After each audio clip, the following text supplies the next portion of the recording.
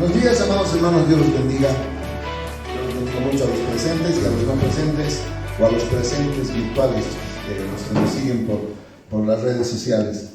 Es un gusto también tener una presencia, una asistencia virtual, porque hace crecer a esta iglesia. Cada semana tenemos la alegría de ver cómo nuestros mensajes llegan a más gente, la palabra de Dios llega a más gente. Y para nosotros eso es motivo de gozo. Amén. ¿Estamos felices, contentos o no? Siempre. Amén. Siempre alegres. Así que quiero verlos siempre sonreír. Sobre todo a los presentes, a los que veo, porque a los que están en el Facebook no los puedo ver. Me imagino que están sonriendo. Vamos a abrir nuestras palabras hoy día en el Evangelio de Mateo, en el capítulo 28.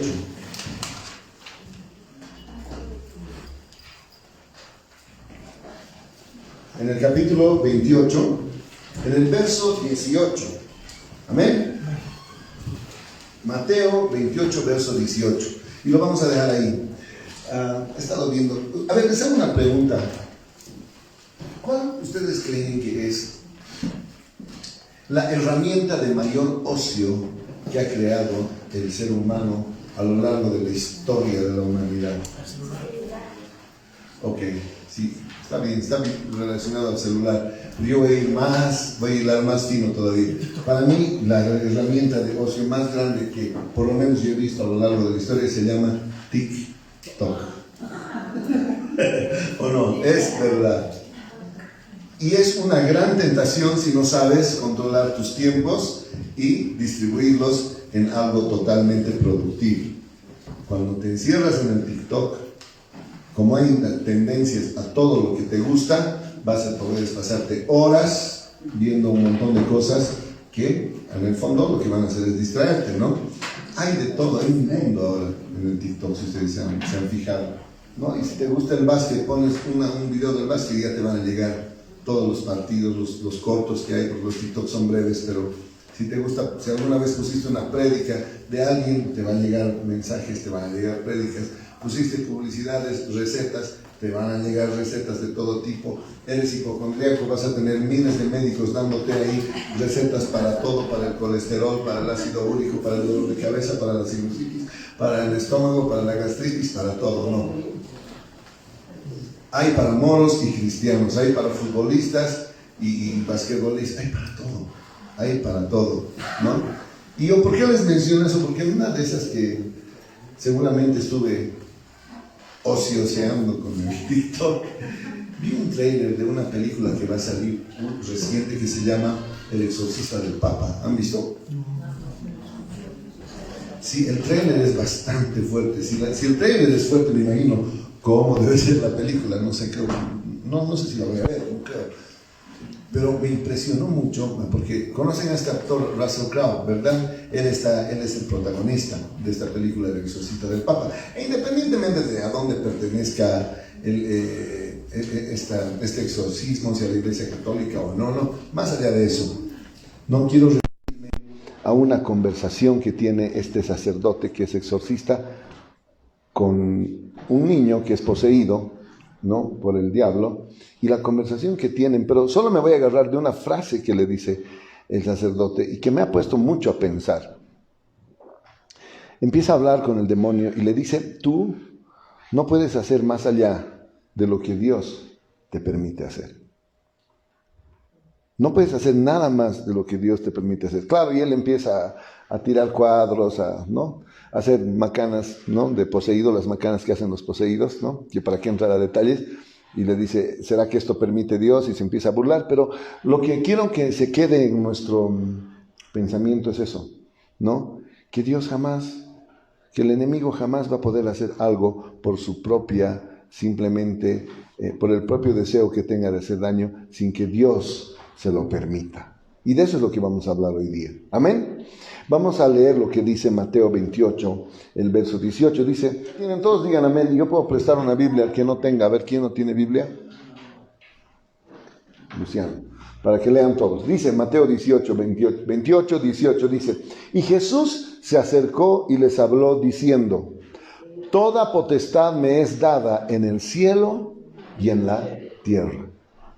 Otra vez se los voy a repetir. toda potestad me es dada en el cielo y en la tierra. ¿Quién tiene toda la potestad? Dios, ¿verdad? Jesús se acercó y dijo, toda potestad la tengo yo.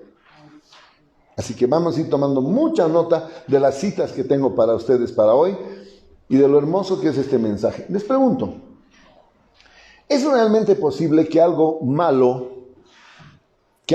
pueda terminar siendo usado para bien? ¿Ustedes creen que puede pasar eso? Que algo malo que sucede pueda terminar siendo usado para nuestro bien. Yo creo que sí, ¿no es cierto? Pero para contestar esta pregunta tenemos que mirar atrás y buscar dónde está el comienzo mismo del mal. ¿Cuál es el origen del mal? Y hoy lo vamos a descubrir. En la palabra de Dios, 2 veces en la palabra, en las Escrituras, se nos permite vislumbrar esto como le llamaríamos como la apuesta más tonta de la historia. Realmente para mí ha sido la apuesta más tonta que ha habido en la historia. Satanás era un ángel que no estaba contento del todo de estar cerca de Dios. Ustedes saben esa historia, ¿verdad? Inclusive el pastor nos la mencionó hace unos 2 domingos, si no me equivoco. Satanás quería estar por encima de Dios, ¿no? Lucifer no estaba satisfecho con adorar a Dios.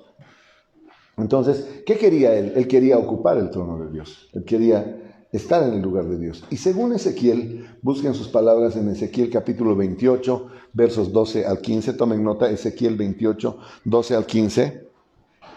Según Ezequiel, tanto la belleza como la maldad que tenían Satanás, dice que no era comparable entre los ángeles. Tanto lo bello como lo malo no se podían comparar a otros ángeles, a él. Y vamos a leer, porque esto no es un cuento, esto es la palabra de Dios. Vamos a leer lo que ha sucedido. Dice, si ya lo tienes, dime amén. Tú eras el sello, Ezequiel 28 del 12 al 15, por favor. Ezequiel capítulo 28 del 12 al 15. Dice, tú eras el sello de la perfección, lleno de sabiduría y acabado de hermosura. En Edén, en el huerto de Dios estuviste. De toda piedra preciosa era tu vestidura, de cornerina, topacio, jaspe, crisólito, berilo y ónice, de zafiro, carbunclo, esmeralda y oro. Los primeros de tus tamboriles y flautas estuvieron preparados para ti en el día de tu creación. Tú, querubín grande, protector, yo te puse en el santo monte de Dios. Allí estuviste, en medio de las piedras de fuego te paseabas. Perfecto eras en todos tus caminos desde el día que fuiste creado hasta que se halló en ti maldad. ¿De quién están hablando aquí? De Lucifer, ¿verdad? De Satanás. Hermanos, los ángeles como los seres humanos, estaban hechos para servir y para alabar a Dios. ¿Amén? Está claro eso, ¿no? Los ángeles, también como los humanos, fueron dotados de libre albedrío. Tenían libre albedrío. Porque de otra manera, ¿cómo podrían adorar si no tendrían libre albedrío? ¿No es cierto? Y tanto Isaías como Ezequiel describen un ángel más poderoso que cualquier otro ángel y que cualquier otro ser humano. Más hermoso que cualquier otra criatura, pero más insensato también que cualquier otro ser que jamás se haya visto en la historia, ¿no? Y el orgullo de este ser fue su caída. Por orgulloso, cayó. Y dice que la mayor parte de los estudiosos de la Biblia, de lo que llamamos los eruditos, ¿no?, apuntan a Isaías, capítulo 14, versos 13 al 14, ¿no?, para descubrir cómo había sido la caída de Lucifer. Vamos a ver Isaías 14, del 13 al 14. Amén. A ver, si ya lo tienen, me dicen amén, yo lo voy a leer. Isaías del 13 al 14, capítulo 14, del 13 al 14. Lo leo, dice, yo subiré al cielo, yo pondré mi trono sobre las estrellas de Dios, yo me sentaré en las montañas de los dioses, a los lados de la montaña santa. Yo subiré sobre las alturas de las nubes, yo seré como el Dios Altísimo. Creo que no puedes dejar de notar la frecuencia y la cadencia de arrogancia en un común denominador de palabras que se encierran ¿en qué? Yo. Por eso es que me preocupa cuando hay predicadores o pastores o miembros de las iglesias, siervos, que usan por delante el yo, y parecen más yoyos que pastores o predicadores, ¿no es cierto? Porque yo, y mi familia, y lo que Dios me ha dado, es mala señal. El estar en el yoísmo es una mala señal, porque aquí estamos viendo que el rey del yoísmo es Satanás, ¿no es cierto? ¿Por qué? Porque quiso ser como Dios. Simplemente por eso. Satanás cayó de la presencia de Dios y ha pasado a la historia tratando a ti y a mí de convencernos que hagamos lo mismo. Siempre. ¿O no ha sido esa la estrategia que ha usado con Eva en el paraíso? ¿Se acuerdan? Cuando le dice, está en Génesis 3:5, vas a ser como Dios, le dice. Serás como Dios. O sea, él no solo quería ser él, sino quería convencer a los demás de que sean como Dios. Podemos ser como Dios. Tú vas a ser como Dios. ¿Y saben qué, hermanos? Ni Satanás ni su estrategia ha cambiado al día de hoy. Él no ha cambiado. Es tan egocéntrico como lo fue entonces. Es tan insensato como lo fue en ese momento. Es tan limitado como lo es ahora en este momento. Quiero que repitas esa palabra conmigo. Limitado. Es importante que sepas eso. Es tan limitado como lo fue en entonces. Dice que aun cuando el corazón de Lucifer era bueno, él era inferior a Dios. Amén. Él era inferior y siempre va a ser inferior. ¿Saben por qué? Porque todos los ángeles son inferiores a Dios. Todos los ángeles. Y Dios lo sabe todo. Dios lo sabe todo. Pero ellos saben lo que Dios les revela. ¿Notan la diferencia?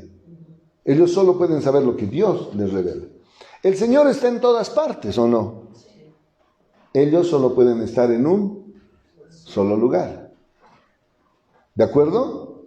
¿De acuerdo? Dios es todopoderoso. Todopoderoso. Los ángeles solo son tan poderosos como Dios les permite serlo. Noten la diferencia. Y todos los ángeles, incluyendo Satanás, son inferiores a Dios. Quiero que se queden con esa idea. Y esto quizás, lo que voy a decir ahorita, quizás te sorprenda. Y digas, ¡ah! Cuando diga esto. Satanás todavía es un sirviente de Dios. Puede sonar raro. Él no quiere serlo. Él no quiere serlo. Él no tiene la intención de ser un sirviente. No. ¿Y qué no desearía más Satanás que poder construir su propio reino? Pero no puede. No puede y no va a poder. Cada vez que trata Satanás de avanzar su propio reino, ¿saben qué pasa? Termina avanzando el reino de Dios. Eso es lo que pasa. Hay un autor que escribió un libro que se llama La serpiente del paraíso. Y en este libro, este autor se llama Erwin Lutzer, ¿ya? Se los voy a leer lo que dice, un fragmento, Erwin Lutzer. Dice, el diablo es tan siervo de Dios en su rebelión como lo era en sus días de dulce obediencia. No podemos citar a Lutero con demasiada frecuencia, pero lo vamos a citar ahora, cuando dijo, el diablo es el diablo de Dios.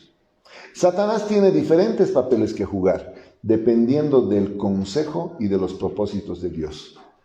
Está presionado a servir la voluntad de Dios en el mundo. Tiene que hacer lo que le manda el Altísimo. Debemos tener en mente, dice, que tiene poderes atemorizantes, pero saber que los va a ejercitar solamente bajo el permiso de Dios. Y eso nos da esperanza. Amén. Satanás simplemente no es libre para desatar destrucción sobre la gente a voluntad. Quédate tranquilo porque el príncipe de las tinieblas está sometido a los pies de Cristo Jesús. Sometido a sus pies. Por eso no tiene que haber temor entre nosotros. No tiene que haber miedo. Tiene que haber valentía a la hora de enfrentar al enemigo. ¿Quién ha dicho amén? Amén. Ahora les pregunto, ¿Satanás será que sigue haciendo la voluntad del Altísimo hoy en día? Sí. ¿Buscando el permiso de Dios? Sí. Ahora, ¿no te parece extraño eso de decir buscar el permiso de Dios? Es extraño, ¿no es el lenguaje? Puede ser. Sí es así, pero te puedo asegurar que Satanás preferiría que no oyeras lo que te voy a decir hoy día, lo que te voy a decir ahorita. Él lo que prefiere, lo que haya mejor, es inducirte a pensar en él como una fuerza independiente, ¿no? De poder ilimitado. Que él tiene mucho poder ilimitado y que él obra independientemente. Y no es así. Satanás no tiene absolutamente ningún poder, con la excepción del que Dios le permite tener. ¿De acuerdo?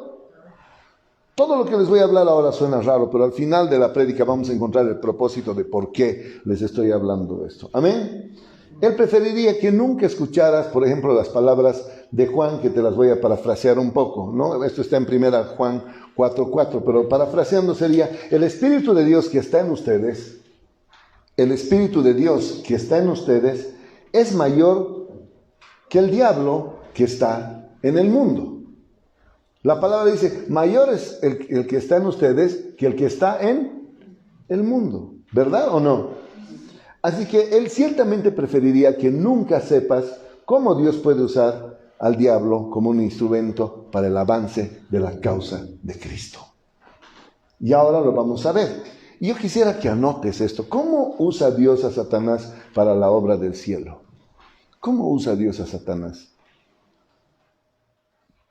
Suena raro porque es contradictorio en cuanto piensas solamente entre el bien y el mal. Pero cuando te das cuenta de que quién es el que manda aquí, te das cuenta de cómo están y en qué orden están hechas las cosas. ¿Y quién es el que manda aquí? ¿Y quién es el que manda en todo lado? Se llama Dios, Jehová de los ejércitos. ¿Amén? Número 1. Son 3 ideas que les voy a dar, así breves pero importantes. Dios usa a Satanás para refinar a los fieles, para pulir a los fieles. No para pulir en el sentido de cuando escuchan en el colegio los chicos, ahora te van a pulir, no. ¿Saben lo que es pulir, no ve? ¿Saben lo que es pulir? ¿Qué es pulir? Sacar brillo. ¿Qué es refinar? Sacar brillo, ¿no es cierto? Cuando le ponen esa cremita al farol de nuestro auto y la frotan y le meten así, al pobre farol le debe doler, ¿no? Porque sale brilloso, pero es una de frotar y frotar y frotar.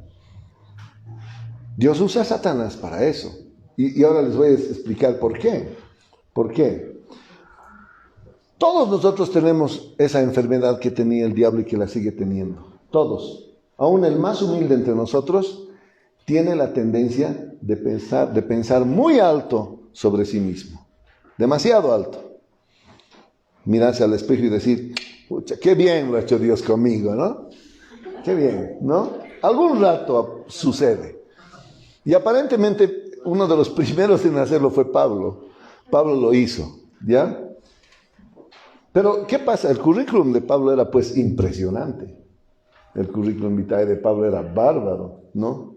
Él tuvo una audiencia personal con Jesús cuando le dijo, cuando se cayó del caballo, ¿se acuerdan? Tuvo una audiencia. Él era partícipe de visiones celestiales, Pablo, ¿no? Tenía un apostolado que estaba escogido por Dios. Es uno de los autores de la Biblia, dense cuenta. Sanó a los enfermos, viajó por el mundo y escribió algunos de los documentos más importantes de la historia. Así que pocos pueden rivalizar los logros de Pablo. Muy pocos, yo diría casi nadie. Y quizás Pablo lo sabía. Y quizás en algún momento llegó en que Pablo comenzó a darse palmaditas en la espalda a sí mismo Y Dios que amaba a Pablo, porque Dios amaba a Pablo, ¿cómo no amarlo? Y Dios que aborrece el orgullo, ¿qué pasó? Lo protegió a Pablo de ese pecado. Usó a Satanás. 2 Corintios 12, verso 7. Vamos a leer. Dice: y para que la grandeza de las revelaciones no me exaltase desmedidamente, me fue dado un aguijón en mi carne, un mensajero de Satanás que me abofetee. Lo dijo Pablo. Ya lo tienen registrado, no lo estoy diciendo yo, lo dijo Pablo. No se nos dice qué aguijón ha recibido, cuál era la naturaleza o el tipo de aguijón, no dice cuál era. Pero sí se nos dice el propósito, para mantener humilde a Pablo.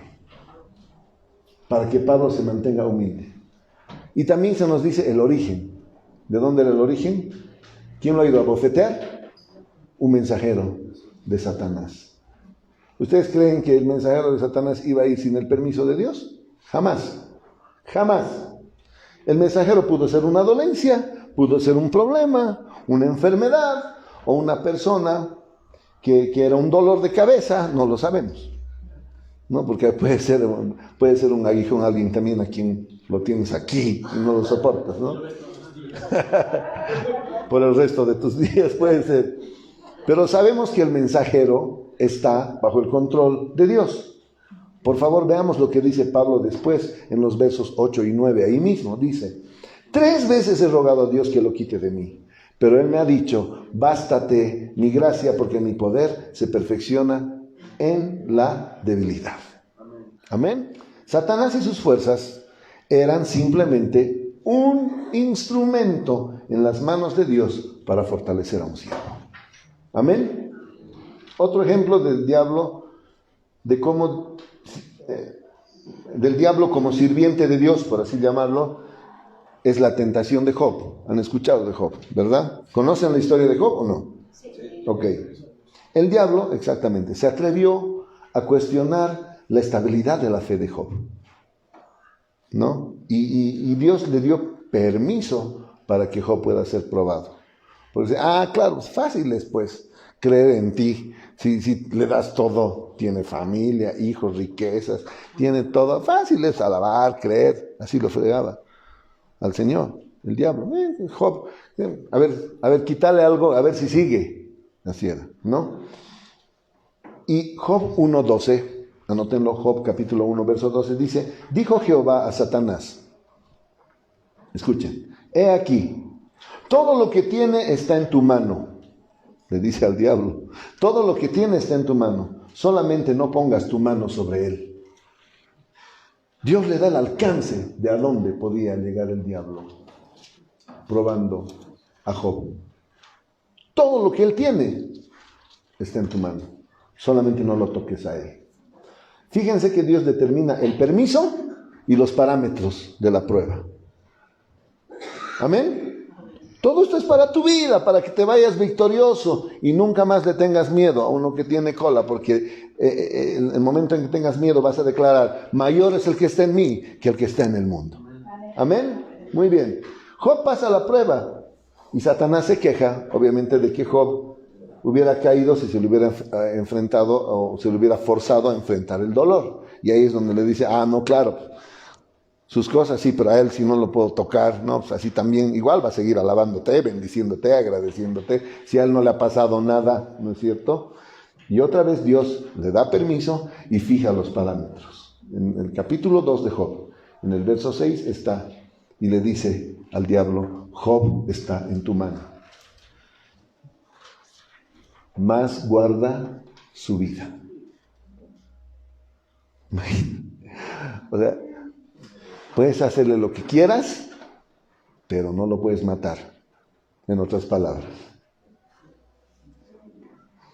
Y el diablo lo hace tiras a Job. Tiras. ¿Qué le da de enfermedad? Lepra. ¿No es cierto? Y lo zarandea.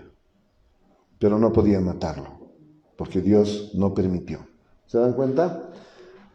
Ahora, a pesar de que el dolor y las preguntas abundaron, al final la fe y la salud de Job fueron más grandes que nunca, pese a todo. Y otra vez repito, quizás no podamos entender la razón de la prueba, hermanas, pero conocemos la fuente. Amén. Lee este versículo del último capítulo, los familiares de Job, en el capítulo 42, en el verso 11. Voy a decirlo con énfasis. Dice que los familiares de Job lo consolaron por todas las calamidades que el Señor le había enviado.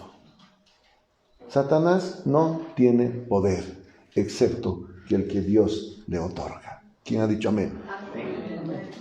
Te vas a ir tranquilo a partir de ahora, amén. Porque tu vida está en las manos de Dios, no de Satanás. Y nunca va a suceder así. Incluso cuando Satanás parece ganar, cuando ya está queriendo celebrar alguna que otra victoria, él pierde. Martín Lutero dio en el blanco al descubrir al diablo como la herramienta de Dios. Ya hemos hablado de quién era Martín Lutero, que en una prédica lo mencionaste, ¿verdad, pastor? En el discipulado, ya me estoy confundiendo, ¿no? Sí, el pionero de la reforma, ¿no es cierto?, cristiana. Él dijo que el diablo era una herramienta de Dios, era como una azada usada para cuidar su jardín. ¿Qué es la azada con Z? ¿Qué es? Como una guadaña, exactamente, una guadaña, ¿no es cierto? La azada nunca corta lo que el jardinero intenta guardar, y nunca guarda lo que el jardinero tiene la intención de podar. Saca lo que tiene que sacar y lo demás lo mantiene, ¿no es cierto? Eso hace la guadaña, Ahora, seguramente una parte de castigo de Satanás es la frustración que siente al servir de mala gana como una herramienta de Dios en su jardín. Debe estar frustradísimo porque él no puede ser más que esa guadaña, que esa azada. Dios permite que Satanás sea usado para refinar a los fieles. ¿Amén? Número 2. Dios también usa al diablo para, anótalo, despertar a los que duermen. Cuidado, te duermas en la prédica, ¿no? Ahora ya sabes. Repite conmigo, despertar a los que duermen. Muy bien. Cientos de años antes de Pablo, tengo tiempo todavía, sí. Cientos de años antes de Pablo, otro líder judío luchó con su ego también, con su yoísmo, con su propio yo. Pero ese perdió. ¿Quién era? ¿Saben? El rey Saúl, muy bien. Así cualquiera, soplándoles, ¿no? Alguno iba a decir Raúl, no había el rey Raúl, el rey Saúl, ¿ok? El primer rey de Israel, ¿saben qué pasó? Saúl fue consumido por los celos. ¡Celoso! ¿Y de quién era celoso? De David. Fue eclipsado el pobre por David, pero totalmente eclipsado. ¿Y quién era David? Era el hijo menor de una familia de pastores. Y lo eclipsó al rey, lo tapó. Y David lo hizo todo mejor que Saúl. David cantaba mejor, impresionó más a las mujeres, incluso mató a los gigantes que Saúl tenía miedo. Pero en lugar de celebrar las habilidades de David dadas por Dios, Saúl se volvió increíblemente hostil. ¿Ya? Y Dios, en un aparente esfuerzo por despertar a Saúl de esta neblina de celos, le pide ayuda a su siervo involuntario. ¿A quién? A Satanás. 1 Samuel, capítulo 18, verso 10. Anoten. Yo se los voy a leer, solo anótenlo, para que no perdamos tiempo.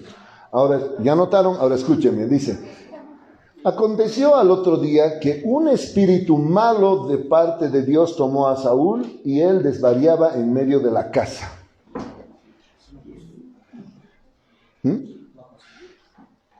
Observa el solemne principio. Hay momentos en el que el corazón se endurece tanto y el oído se hace tan sordo que Dios nos deja sufrir las consecuencias de nuestras decisiones. ¿Amén? ¿Estamos de acuerdo con eso? En este caso, el demonio este demonio fue soltado para atormentar a Saúl.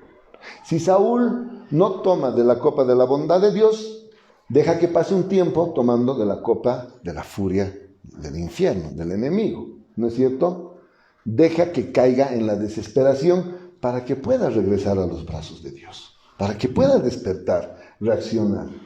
Y el Nuevo Testamento, hermanos, también se refiere a varios incidentes donde se administra una disciplina casi de carácter familiar, porque cuando el papá disciplina es una disciplina familiar, ¿no es cierto? Acuérdense cuando Pablo regaña a la iglesia de Corinto por tolerar la inmoralidad.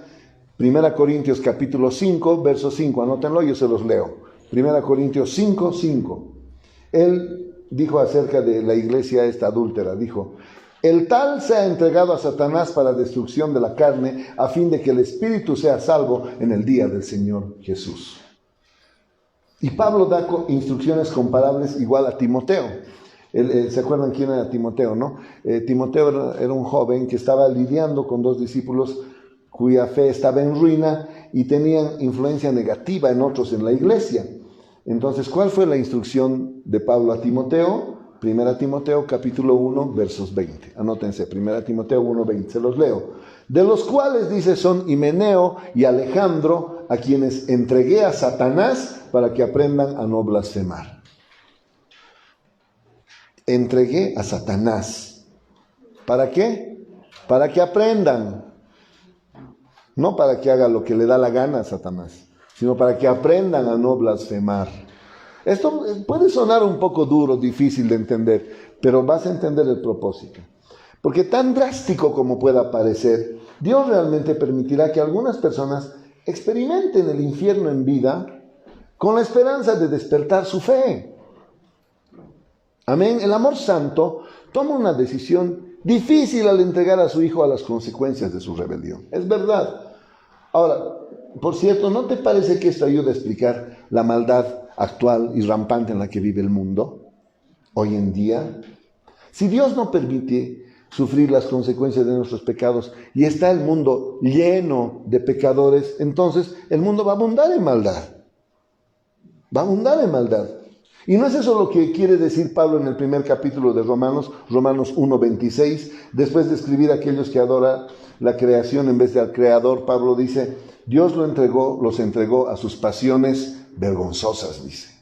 Dios los entregó a sus pasiones vergonzosas, Romanos 1:26. Ahora yo les pregunto, ¿ustedes creen que Dios disfruta viendo los dolores y las adicciones de sus hijos? No más de lo que un padre disfruta disciplinando a su hijo. Pero el amor santo tiene que tomar decisiones difíciles precisamente por amor. Amén, por amor. Recuerden esto y no se les borre nunca. La disciplina, hermanos, debe producir misericordia, no miseria. ¿Entienden? La disciplina de Dios debe producir en nosotros misericordia, no miseria. No sentirnos miserables, sino sentirnos perdonados, sentirnos atendidos, sentirnos cubiertos por Dios. Amén. Algunos de nosotros somos despertados con un toque en el hombro, mientras que otros necesitan un ladrillazo en la cabeza. Es verdad. Y cada vez que Dios necesita usar un ladrillazo, llama a Satanás. Así es. Está quedando claro. Amén. Y un último, y con esto nos vamos, número 3. También Dios usa al diablo, ¿saben para qué? Para enseñar a la iglesia. Repite conmigo, enseñar a la iglesia. Amén. Quizás la ilustración más clara que les puedo dar de cómo Dios usa a Satanás para lograr sus propósitos se encuentra en la vida de Pedro. ¿Ya? Lucas capítulo 22, versos 31 al 32. Lucas 22, 31 al 32. Escucha la advertencia que Dios le da. Simón, Simón. Simón, Simón, le dice. He aquí, Satanás ha pedido permiso para zarandearte como a trigo. Pero yo he rogado por ti, le dice. Yo he rogado por ti para que no te falte la fe. ¿no es cierto? Y una vez vuelto, dice, y una vez vuelto, confirmes a tus hermanos. Ahora quiero que entiendan esto. Y otra vez noten quién está en control. Aun cuando Satanás tiene un plan, tiene que pedir permiso. Amén. Jesús explica, toda potestad me es dada en el cielo y en la tierra. Por tanto, ¿a quién hay que pedirle permiso? A Él. Y esa es la prueba. El lobo nunca va a poder agarrar a la oveja sin el permiso del pastor. Amén. Jamás. Y el pastor solo permite el ataque si a largo plazo el dolor vale la pena ante la ganancia. Así va a ser y así es. Y el propósito de esta prueba es proveer testimonio a la iglesia. Enseñar a la iglesia. Jesús estaba permitiendo que Pedro experimentara la prueba para que luego pudiera ayudar a sus hermanos. De alguna o de otra forma. Quizás Dios está haciendo lo mismo contigo ahora. Y no te lo has preguntado de esa forma. Dios sabe que la iglesia necesita testimonios vivientes del poder de Dios. Amén. Así que tu dificultad, tu enfermedad y tus conflictos te están preparando para ser una voz de estímulo a tus hermanos. Y todo lo que necesitas recordar es lo que viene en 1 Corintios capítulo 10, verso 13 y en Génesis 50, 20. Y con esto me voy. Dice, 1 Corintios capítulo 10, 13 dice, no os ha sobrevenido ninguna tentación que no sea humana, pero fiel es Dios, que no os dejará ser tentados más de lo que podéis resistir, sino que dará también juntamente con la tentación la salida para que podáis soportar. ¿Quién ha dicho amén y quién le va a aplaudir al Dios grande por eso? Decirle gracias. Y Génesis 50, 20 que dice, ustedes pensaron mal contra mí, mas Dios lo encaminó para bien. Así que hermanos, todo está bajo control del Dios Todopoderoso. Aún el coludito ese que cree tener poder sobre nosotros y que no lo tiene. El único que tiene poder sobre nosotros es nuestro Papá Dios. Amén. Dios nos bendiga. Hasta un próximo mensaje. Gracias.